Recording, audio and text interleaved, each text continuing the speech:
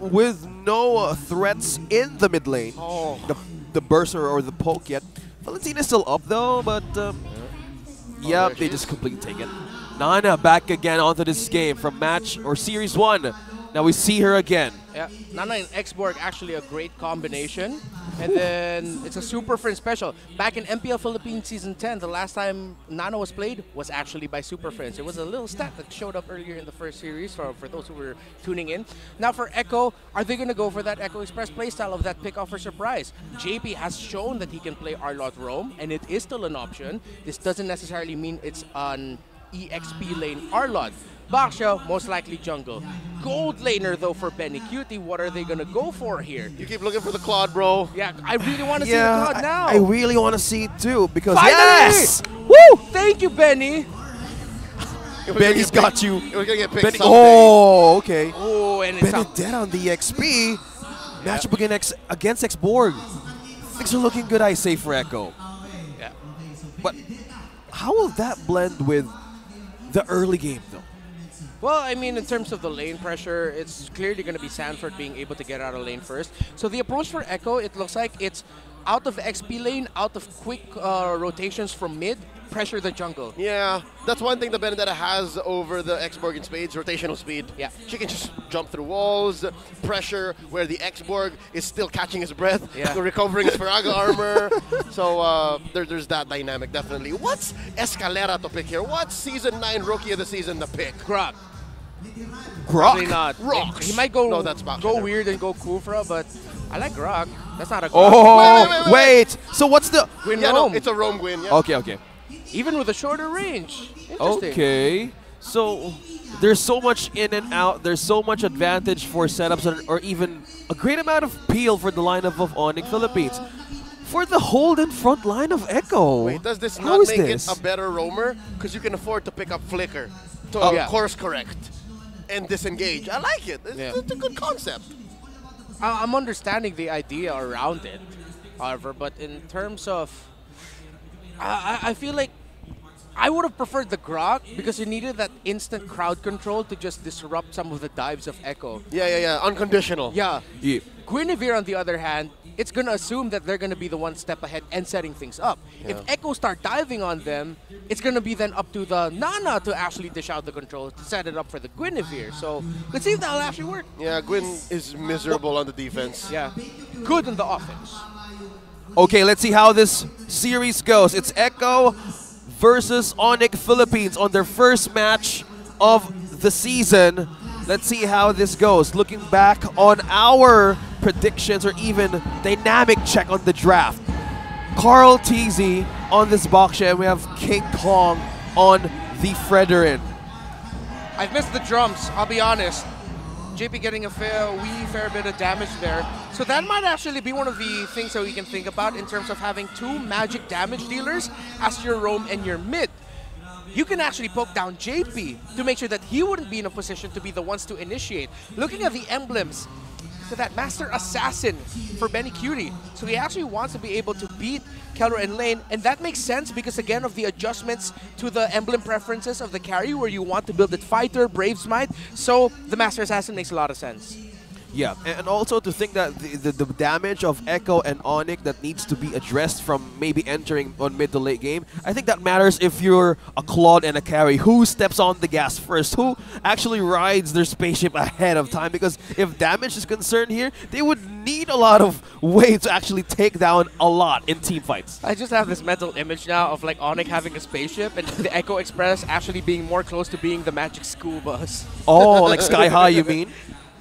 I wasn't thinking of Sky. You know the actual Magic School Bus Kids show? That's a deep cut. I did. I only know Paw Patrol. Anyways. Paw Patrol? Paw Patrol, there you go. What? That's your childhood? School. All right, 10 seconds to the turtle here. Huge presence by Onic. They're looking to dive on to the Apex Predator, who's become prey this time around. 2 minutes in, Onic about 100 gold up. Oh. They're trying to bait out something from the San duo as they miss the fact that it's Carl TZ first to the scene. Okay. Whoa! Sanford though. 40. It's knocked up. Here comes Carl TZ. Vision on the 3.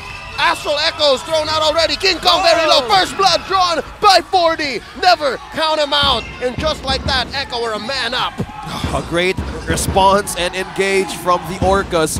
Escalera is dropping down low though. There's no way to approach this, and Echo completely secures the first objective of the game. And it really looks like Echo actually baited Onic into that. Onic thought, hey, this looks really good. Echo said, no, it doesn't. We still have a Petrify for Sanford, so it's a good re-engage and a call there. Saw there actually Carl Tinsley, who, fun fact, actually is one of the most vocal people on Echo, and he's usually the shot calling type. Oh, so that was probably Carl Tinsley's call. Yeah, and also I think it was King Kong who peaked first and actually missed to hit that skill right onto Sanford. I Crowd guess. control, yeah. Crowd control, yeah. So not they kind of the damage. Yeah, they kind of felt like someone was into the bush. It was two waiting, Exactly. so it was a great call from Echo, and completely they're just starting clean in the first 3 or 4 minutes of the game. Yep, Onic definitely have to go into recovery mode this time around. And I hate to say it, you know, speak of the devil, this is a Guinevere on the defense. But I'd like to think it's not all over just yet. Just about 600, 700 gold ahead Echo is. This means right now that since Escalera has his ult, he can actually set up for a better team fight. Second turtle, they're already waiting just under a minute left. This is a damage type Gwyn on the roam actually. Lethal Ignition, and then the lead up to the Genius Wand is his first item. Let's see how they're going to make it happen. Goes up into the air. Baksha does. Called easy. Knocked out 4 men from Onic. All it took to take down the 2-time world champion. Yeah, we're actually talking about how the damage will work. Well, Cartesi was actually having a great amount of crowd control and an early burst from those two combos. So a bit of a way to slow him down, but we still have time. But look at this, pokes from King Kong and JP. We're not done. I mean, it came at a very small price for JP to check that bush and make Onic think twice about actually jockeying for position. Again, just a quarter minute left until the second turtle. Right, see here the relationship between the Benedetta and X-Borg in lane can be quite dead. With 2 experienced MPL Philippines professionals, that's quite close to a dead lane. So it's going to be up to a rotation from their teammates to help them out. But then, of course, as usual, Benedetta's the first one usually out of the lane. Well, speaking of Benedetta, he has now the Hunter Strike present. Flicker though! Final slash from Daddy JP! Bruh. Knocking out Escalera already once again. It's deja vu as Onic is a man down and King Kong says abort, abort. This is not a turtle we can take as Carl Teasy and the gang once again score a big objective. Wow, Echo made that look so easy. Calculated with their pickoff there onto Escalera. And the moment they saw that down, they said, let's take him out. Gets a turtle. King Kong, we'll go back. Okay, Appraiser's Wrath has been used as well. So Echo completely having a great clean start here. 5 minutes at the game. They have set up so much for Onic to answer, even for just objective taking. And to think that they wanted to trap them in the most complicated ways, I think the delay is one of the priority of Carltes. He's up against one level 9 against a late. Which I think is now defining their new playstyle. I'm thinking of a moniker, I'm thinking of how to coin it. But right now, Carltesi catches one. It's Escalera in trouble. Flickers on out of that Lord Pit. And now Carltesi might go down here. Kelra, not enough damage. Put on to the Baksha, walks away with the Puissance. Now JP in trouble. Dodges with a vengeance and gets taken down by Escalera. And now the trade. The storm's not done. Where are you going? PMI off cooldown. King Kong survives. He lives and he goes back to base. A great amount of response. How is that looking, Renmar? It's starting to look like a slow war of attrition right now as Echo getting very small wins. Onic getting wins here and there, but ultimately it's Echo walking away with a bigger victory. BennyQT and Keller are still quite neck and neck in player gold. 6 minutes into the game though, if that 500 balloons past 1-5, that means BennyQT won lane. Well, that gold advantage, if you're a Claude, you would need that gold, you would need that items to actually show up. Carltesi on his items as well. So this is a complete way to answer most of the damage threat that Onic has. It's all about sustain. You have the utility from Carltesi. All he needs is to beef up and be tanky and answer and probably delay Keller, because right now the focus of Echo Express is on to go late, pressure Kellera most of the time. And how unfortunate it is for Onic that it's that same lane where the turtle spawns. Here we go. Carltesi and the gang already onto it. Not even a chance for Onic to contest. Just like that, 3 for 3, all for Echo. And just way too fast. We're actually seeing here the difference in the principles of the two side lanes. So Echo has two side lanes that can make plays on themselves. They can literally play alone. Onic, though, their side lanes are stronger with someone or as a team.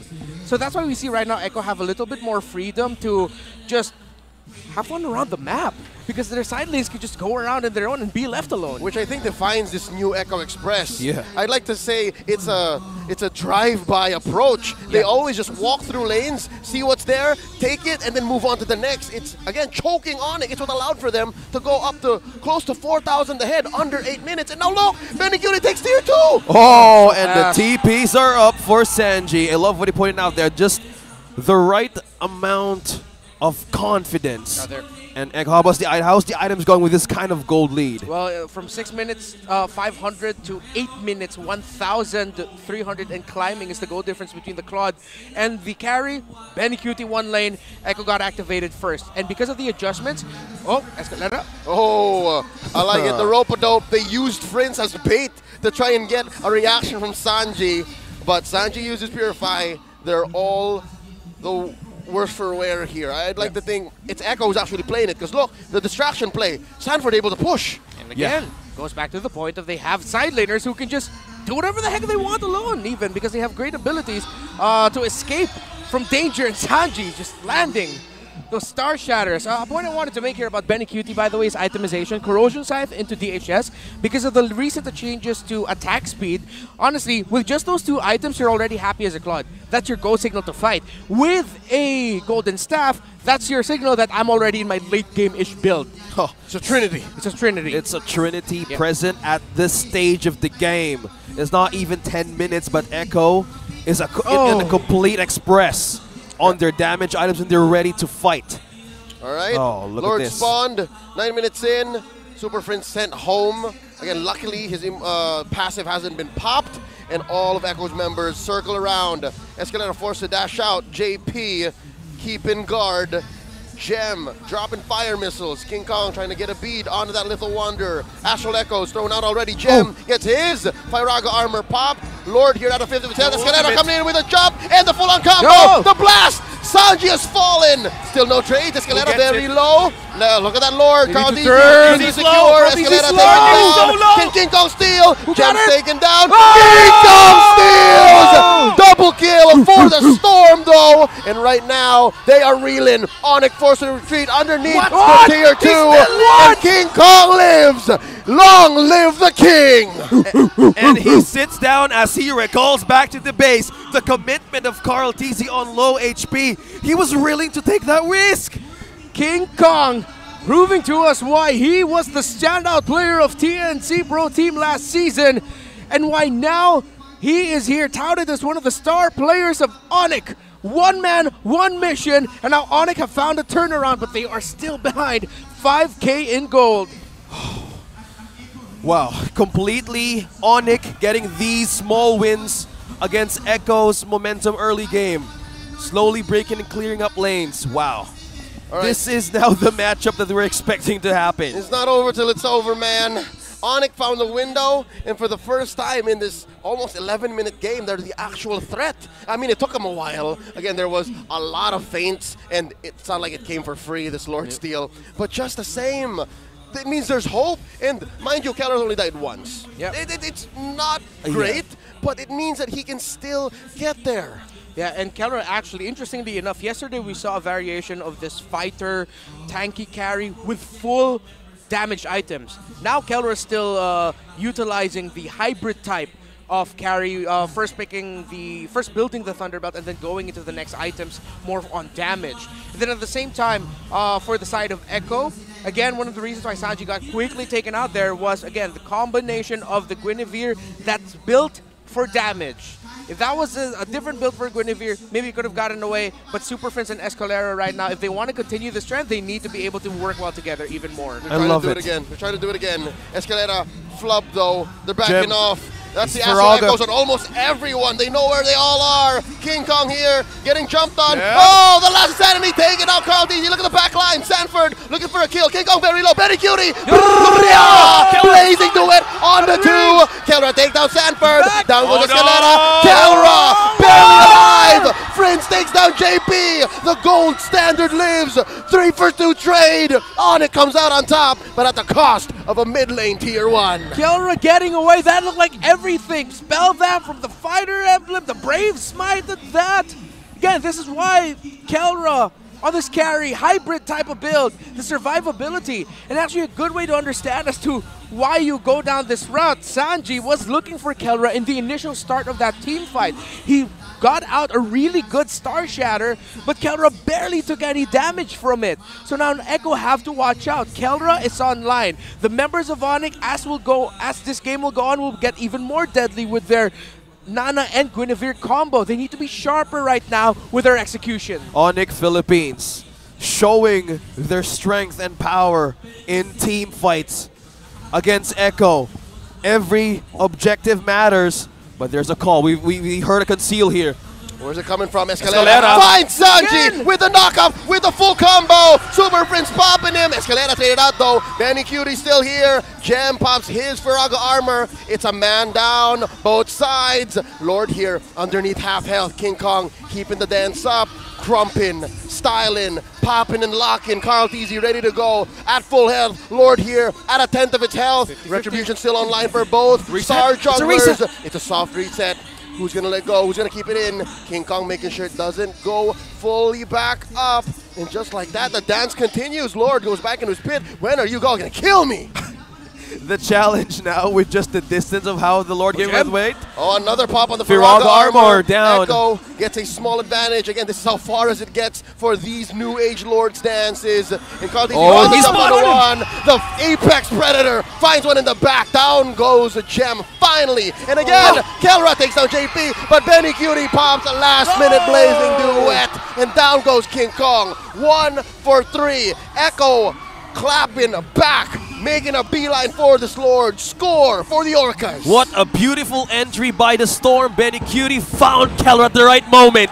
Yeah, I thought for a second that Kelra would survive because he ate up the most of that blazing duet without a problem. But eventually at that point, Onic had already lost the team fight. Echo, in a snap just like that, we thought the back and forth, the seesaw would go on for just a little bit longer, but they found an opening.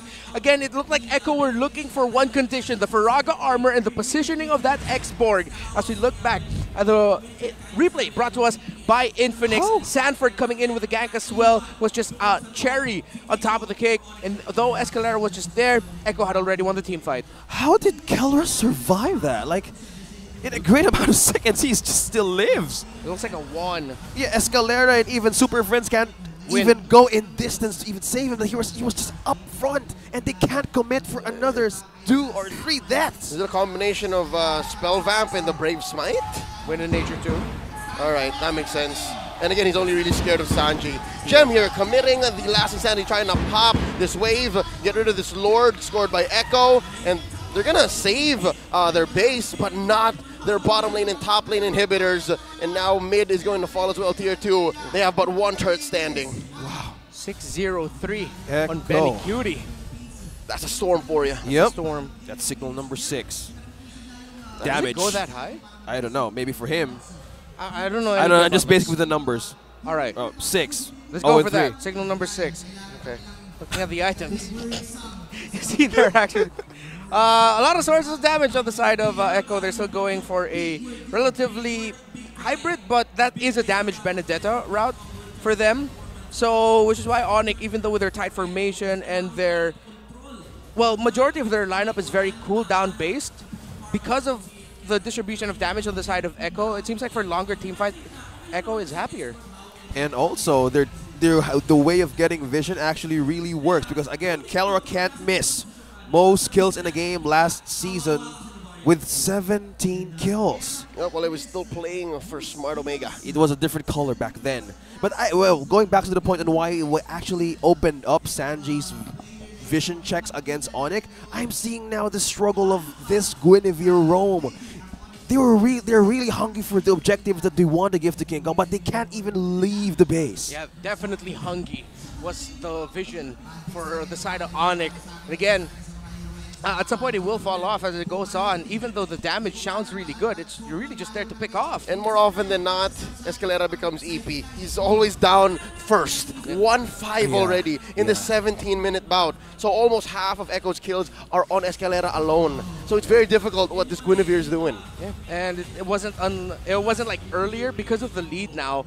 Gem isn't at the point where he can do what Nibor did in the previous game. King Kong isn't at that point where he can really hold down long enough. At this point, Benny Cutie will just absolutely tear through their health real quick. Yeah, tear through the Lord as well. Just having a great amount of lifesteal and regen. And they're pulling Onic Philippines in. But look at the position of Escalera. He's trying to do something here. That's right. This is a free flank.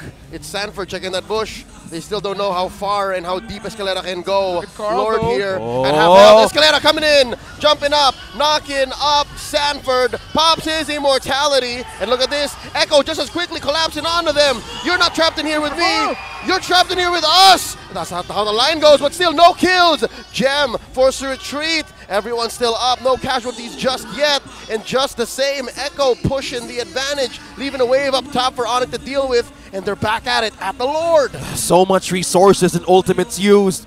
Echo completely getting this another objective for themselves out. That really hurts. But no contest at all. Carl TZ completely secures another objective for Echo. Wow, great decision there by Echo to fight it like that. Even though Sanford was the one caught out there. Unfortunate for Onic, actually. Could have been a good pick-off for them to start off a good sequence.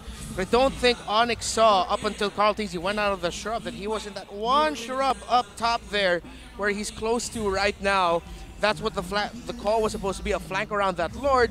But then come team fight time, that just became Carl TZ free to dive Kelra, meaning Kelra couldn't help join and deal enough damage. Yep, it's a miracle that nobody from Onic died. Yeah. And again, just the fact that Echo are sitting at a 7K, 8K gold lead, watching that team fight now in hindsight, as it replays in my mind, it looks like Echo time walked Onic. It's like every decision that Onic made, Echo had the trump card for it. And now, deep inside their own base, Onic is trapped. No more flanks from Escalera, no more sneaky plays, and they have to play fair. Up front, defend from this Lord, defend from the waves. Carl TZ gets in with a conceal. Escalera popped like that. Benny Cutie gets another kill. And down these waves go down, these members of Onic. And just like that, they got overwhelmed. The Orcas take game 1. That's the first lap finished by the Echo Express.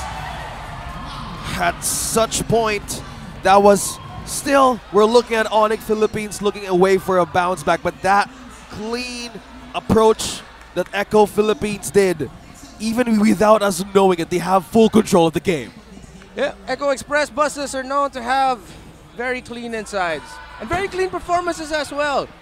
That's exactly what that was. It wasn't perfect to say, but they look cleaner relative to Onic. Though you understand the decisions they were trying to make, again, with the side lanes just having a bit more freedom, Echo had more fun around the map. Benny Cutie didn't die that game.